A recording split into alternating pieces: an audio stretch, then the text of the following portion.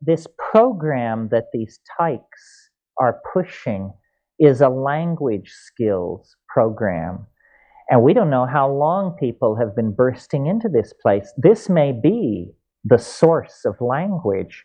You know, where did language come from? We learned it from elves in hyperspace. Is as good a possibility as any other.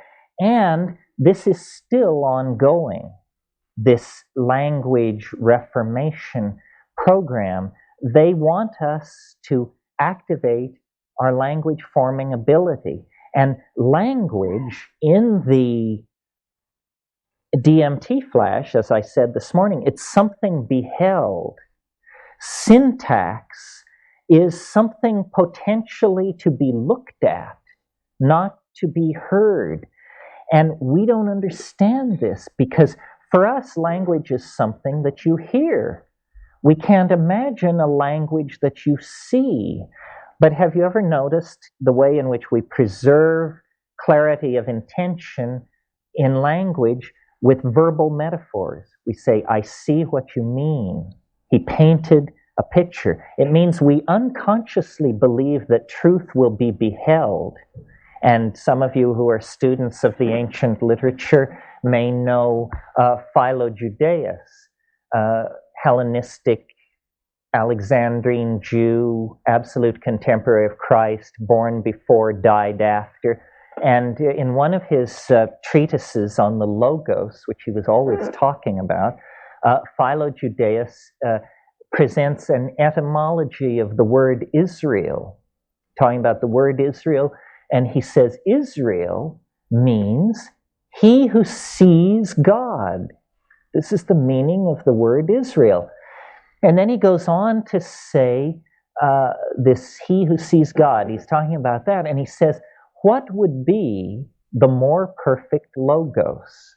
Now, I should assume most of you know the logos was an informing voice, a voice in the head, which was the sine qua non of Alexandrian spirituality. Socrates had it, Plato had it, the logos. So Philo-Judaeus asks, what would be the more perfect logos?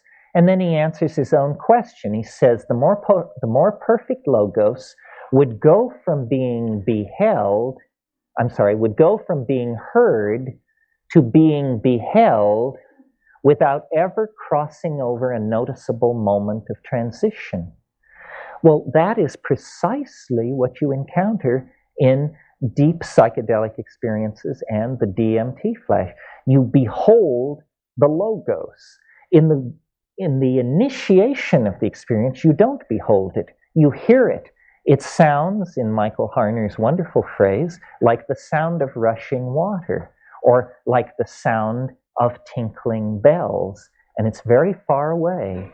And then it begins to come closer. You begin to form a picture of it in your mind the way you would form a picture of a Nepali marching band if you just heard it about a half mile away, and the pa pa, and it's getting bigger, coming closer. This is the elf parade, and when it finally comes into view, it actually goes without ever passing over a noticeable moment of transition from being heard to being seen through the phenomenon of approach.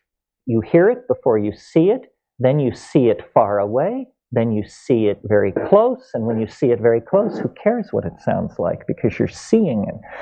This more perfect logos is what the tykes, the spiritual helpers, want to teach. And I think that it's important to spend a little time on this because I think this would have tremendous historical impact upon our situation if we could, by hook or by crook, create a more visible logos, a language which could be seen. You've probably all considered at some time or another, what would telepathy be like? And I think most people answer that question by thinking that telepathy would be for me to hear what you think. But how would it be if telepathy were for me to see what you mean? That's telepathy. If it puts you in the other guy's shoes, if you stand in the other person's shoes, you are the other person. To have a person's point of view is to be that person in regard to that single datum of experience. So I've spent time with virtual reality people and all these technical folks because I think that visual language is something that wants to be born. And it may be that can be technologically coaxed into existence, that we're going to have to wear goggles and have fast computer, or it may be that it can be physiologically coaxed into existence. There may be drugs which shift the processing of language from being an auditory phenomenon to being a visible phenomenon. Ayahuasca is an excellent candidate for this. If you spend time with the ayahuasca-taking populations in the Amazon, there's great stress in these populations on acquiring what's called an icaro. Icaro means magical song, and the icaro is a spontaneous chant-like song which comes to you during the intoxication. The thing that's interesting about these icaros is that they are critiqued as visual objects, not as sound. People never say of an icaro, it sounded beautiful. They always say, it looked lovely. And then people will say, but there should have been more blue. This kind of thing, it's clearly being criticized as a visual modality. Well, I think that these ayahuasca-using people are at the cutting edge of evolution. They are forcing the evolution of the modality of language. It may be that the processing of language is not hardwired, not physiologically wired. It's a software function having to do with culture, language, upbringing, and so forth. Because some people claim they are great visualizers and that they do think visually and so forth. And we have no reason to deny this. So it may be that we are just a one gene or even an expression of gene ratio's difference away from an entirely different way of processing communication between each other. And this is what the New Age, the end of history, the anticipation of this great breakthrough that we can feel but not really outline is about. If that seems far-fetched to you, you should notice how far-fetched the original emergence of language must have been. Because I think people were fully people and totally mute, or unable to articulate a thought. And then either an accumulation of neurons or some synergistic effect was brought into play, and lo and behold, spoken language emerged out of that. Well, something similar could happen to us. In the morning session, I talked about the forced evolution of language, paying attention to our language. I really think that the way to think of these psychedelics is as catalysts for the imagination.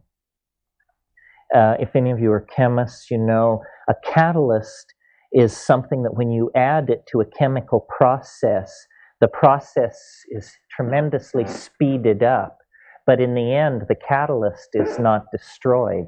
The catalyst is reconstituted at the end. So psychedelics, one way of thinking of them, is as a catalyst for cognition. The original description of psychedelic drugs was they were consciousness expanding drugs. Well, if we take the idea that they are consciousness expanding seriously for even a moment, then we have to put a lot of attention in on this, because it's the absence of consciousness that is murdering us and our planet. We need all the consciousness we can get. We need to wring it out of computers, get it out of plants, raise it in ourselves and our children. Wherever we can get it, we need it. And the present, the present situation with the planet is very dire because of us. Our unchecked evolution in a single direction along the gradient of culture has now created a toxic planet that is an endangered planet.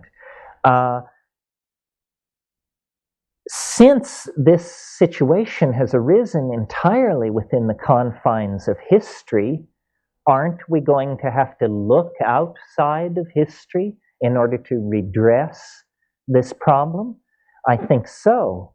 And when we do look outside history, then we find the institution of plant shamanism there, waiting to inform us, to educate us, and to show us how to set a course out of the present dilemma. I don't think we can find our way out by ourselves. I don't think we can get high by ourselves. And I don't think as a species that we can save this planet by ourselves. We have to have a partner. We have to get an ally into this situation. Just in closing, and as an example, the mushroom has a tremendous problem-solving ability. And because we can talk to it, we can ask it questions.